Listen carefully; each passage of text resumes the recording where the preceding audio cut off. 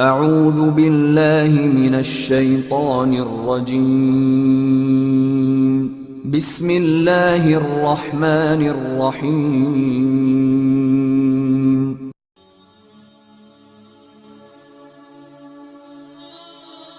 السلام علیکم دوستو، آپ سب کو ہمارے اس چینل میں خوش آمدید۔ دوستو امید کرتا ہوں آپ سب لوگ خیریت سے ہوں گے۔ دوستو آج کی اس ویڈیو میں ہم نیند کی بیماری کے بارے میں بات کریں گے، انسومنیا کے بارے میں بات کریں گے۔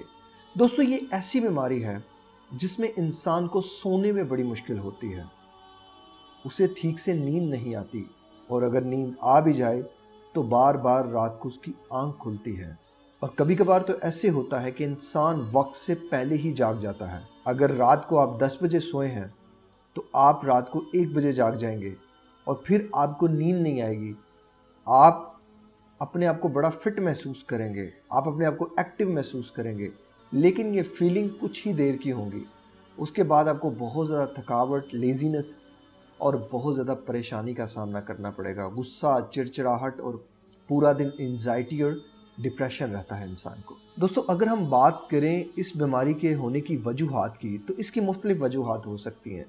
ایک تو ہماری جو لائف ہے وہ بہت زیادہ سٹریسفل ہو گئی ہے، تو اس کی وجہ سٹریس ہو سکتا ہے، اسموکنگ ہو سکتی ہے، اور ازدواجی زندگی میں آج کل جو ہم سیکس ٹائمنگ کے لیے پلز کا استعمال کر رہے ہیں، سپریز کا استعمال کر رہے ہیں، یہ بہت بڑی وجہ ہے انزائٹی کو اور ڈپریشن کو پیدا کرنے میں۔ اس کے علاوہ جو لوگ ٹریولنگ میں رہتے ہیں، ہیوی ورکس میں رہتے ہیں، ان لوگوں کو بھی یہ نیند کا مسئلہ رہتا ہے۔ کچھ لوگ نیند کو اتنی اہمیت نہیں دیتے، وہ اور ایکٹیویٹیز میں خود کو زیادہ بیزی رکھتے ہیں۔ ایسے لوگوں کو انسومنیا بہت جلد ہو جاتا ہے۔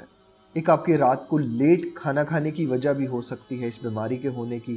مینٹل ہیلتھ ڈس آرڈر بہت میٹر کرتا ہے۔ یہ بیماری الٹی سیدھی میڈیسنز کے استعمال سے بھی ہو سکتی ہے۔ اس میں نکوٹین کی تعداد بھی ہو سکتی ہے اس کی ہونے کی وجہ، کیفین کی تعداد بھی ہو سکتی ہے اس کی وجہ۔ آپ نے اکثر نوٹ کیا ہوگا کہ جب آپ تیز پتی والی چائے پئیں یا کافی پئیں، آپ کو پوری رات نیند نہیں آتی۔ کچھ لوگ جو 60 پلس ہو جاتے ہیں، ایج بہت بڑا فیکٹر ہے اس بیماری کے ہونے کا۔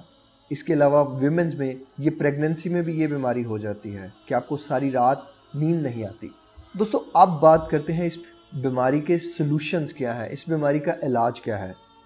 دوستو ہمیشہ کی طرح میں اپنی اس ویڈیو میں بھی آپ کو یہی کہوں گا، 5 وقت کی نماز پڑھیں، اللہ کو کثرت سے یاد کریں، باوضو ہو کر سوئیں، پراپر ایک بیڈ ٹائمنگ سیٹ کر لیں، اور جب آپ بیڈ پہ ہوں تو پھر آپ الٹا سیدھا کچھ بھی استعمال نہ کریں، نہ موبائل استعمال کریں، نہ کوئی ادھر ادھر کی خبریں سنیں، نہ ٹی وی دیکھیں۔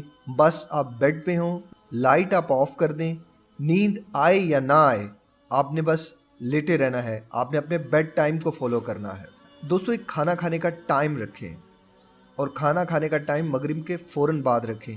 رات کے کھانے کا کھانے کے بعد واک لازماً کریں، اور کوشش کریں کہ رات کا کھانا آپ سونے سے کم 2 گھنٹے پہلے کھائیں۔ سوئیں ہمیشہ رائٹ سائڈ پہ، اور سونے سے پہلے ہلکی سی خوشبو لگا لیں اور مسواک کر کے سوئیں۔